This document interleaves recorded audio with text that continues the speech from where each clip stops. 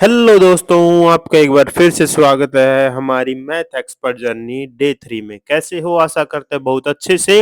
अपनी expert journey में आप साथ हो, ठीक है? ना क्विट कर रहे हो, ना ओवरलोड हो रहे हो, हर कांसेप्ट को डीपली पढ़ रहे हो। जो टारगेट हमने पहले दिन रखा था कि जिस चीज़ को पढ़ेंगे उसे डीपली पढ़ेंगे।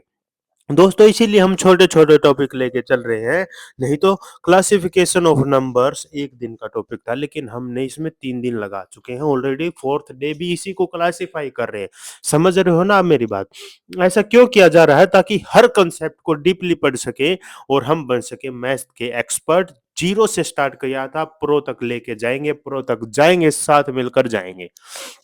दोस्तों जैसा कि आपको पता है क्लासिफिकेशन ऑफ नंबर्स में हम डील कर रहे थे। सबसे बड़ा नंबर होता है वो कॉम्प्लेक्स नंबर होता है जिसको ब्रेक किया जाता है 2 चीज़ों में, रियल नंबर और इमेजिनरी नंबर। अगर आप क्लास 11th से नहीं हो तो दोस्तों जितने भी अपर नंबर, अगर आपके पास क्लास 11th में मैथमेटिक्स नहीं था तो जितने भी नंबर्स हैं वो सारे के सारे आपने अभी तक पढ़े हैं, वो रियल नंबर ही पढ़े हैं। इमेजिनरी नंबर में दोस्त एक आयोटा आ जाता है जिसकी वैल्यू √-1 होती है। ठीक है, फिर रियल नंबर को ब्रेक किया था 2 नंबर में, रैशनल नंबर और इरैशनल नंबर में। रैशनल नंबर के नीचे वाली चीज़ें हम ऑलरेडी पढ़ चुके हैं। तो आज हम डिस्कस करते हैं थोड़ा-सा इरैशनल नंबर के बारे में। इरेशनल नंबर्स वो होते हैं मेरे भाई जिसका स्क्वायर रूट मतलब जो परफेक्ट नॉन परफेक्ट स्क्वायर होते हैं ना, अगर उनका आप स्क्वायर रूट निकालोगे तो वो सारे के सारे इरेशनल फॉर्मेशन में जाते हैं। इरेशनल फॉर्मेशन में जो डेसिमल एक्सपेंशन होता है वो मेरे दोस्त नॉन टर्मिनेटिंग नॉन रिपीटिंग होता है, यानी कि ना तो खत्म होगा और ना डेसिमल के बाद कुछ रिपीट होगा, पता नहीं क्या क्या आता जाएगा। ऐसे नंबर्स को हम पी बाई क्यू की फॉर्म में भी नहीं लिख सकते। यही हमारा टारगेट था, इतना हम इरेशनल नंबर के बारे में जानते हैं।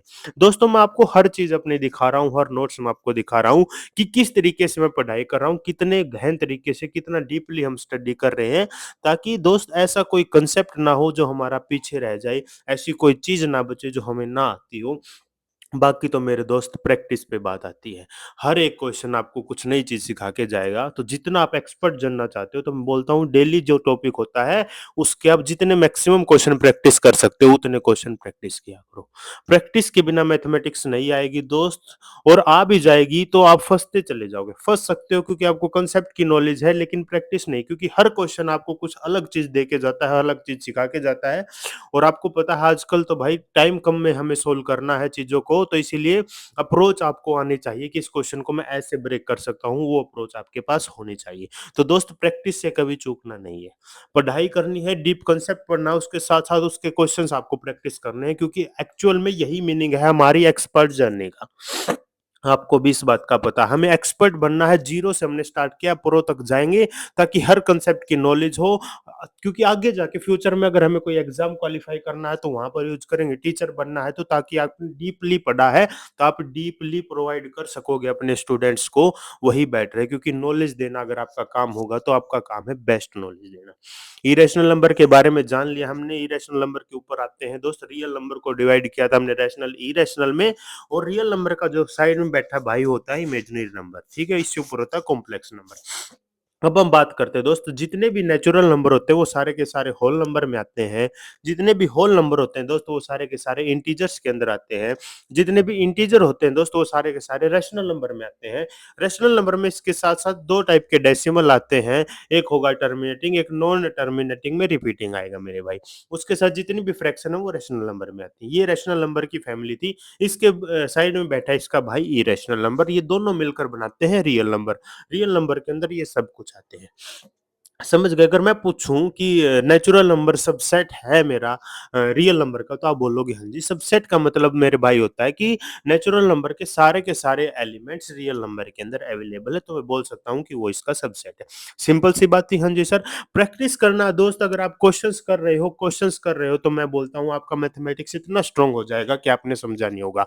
ठीक है? इस चीज़ को क्विट नहीं करना है, आपको टारगेट रखना है 2 घंटे, 3 घंटे, 5 घंटे, 10 घंटे, जितना आपको टारगेट रखना अपना रख सकते हो, लेकिन एक बात याद रखनी है मेरे भाई, जो टारगेट आपने रखा है उसको नहीं छोड़ना है। अगर आपने 5 घंटे का टारगेट रखा है तो 5 घंटे पढ़ना है, बस बात खत्म। अगर 2 घंटे का टारगेट रखा है तो आपको 2 घंटे पढ़ना है। मैंने जैसे 2 घंटे का टारगेट रखा है तो मेरे भाई मैं 2 घंटे डेली पढ़ता हूँ।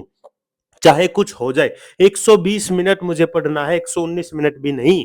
बस आपको यही लक्ष्य रखना है कि आपको 120 मिनट पढ़ के चलना है। बस सिंपल सी बात है, बाकी चाहे आपको कुछ करना पड़े। जिस दिन आपके पास एक्स्ट्रा टाइम हो, आप एक्स्ट्रा पढ़ सकते हो, 4 घंटे पढ़ो, कोई दिक्कत नहीं है। लेकिन कोई ऐसा दिन नहीं होना चाहिए जिसमें आप 119 मिनट पढ़े हो। 120 मिनट से 1 मिनट 1 सेकंड आपकी कम नहीं होनी चाहिए। अपने आप को सेल्फ मोटिवेट मेरे भाई रखना है आपको, तभी इस एक्सपर्ट जर्नी में, अभी बहुत लंबा समय आपका बता रहा हूँ मैं, मजा आने लगेगा, धीरे धीरे मजा आने लगेगा। हम डिस्कशन किया करेंगे, लाइव आके क्वेश्चंस में आपस में बात किया करेंगे, अच्छा मजा आएगा। तो मैं आपको वादा करता हूँ कि इस एक्सपर्ट जर्नी में, अगर इस जर्नी में आप मेरे साथ रहते हो 365 दिन, तो आप देखोगे कि 31 दिसंबर 2026 को आप वो होगे जो नहीं थे। अगर आपको मैथ से डर लगता था, तो इसके बाद आपका मैथ से प्रेम हो जाएगा मेरे भाई, ये मैं आपको वादा करता हूँ। तो थैंक यू, मिलते हैं डे 4 में। जय हिंद, जय भारत, पढ़ते